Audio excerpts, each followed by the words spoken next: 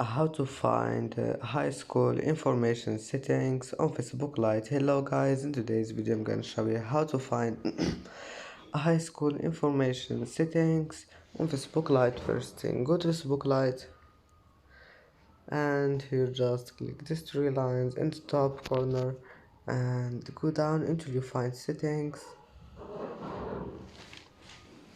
and here just go down again. Here you will find profile information, click on it, and as you see here you can manage your high school, and that's how to find it.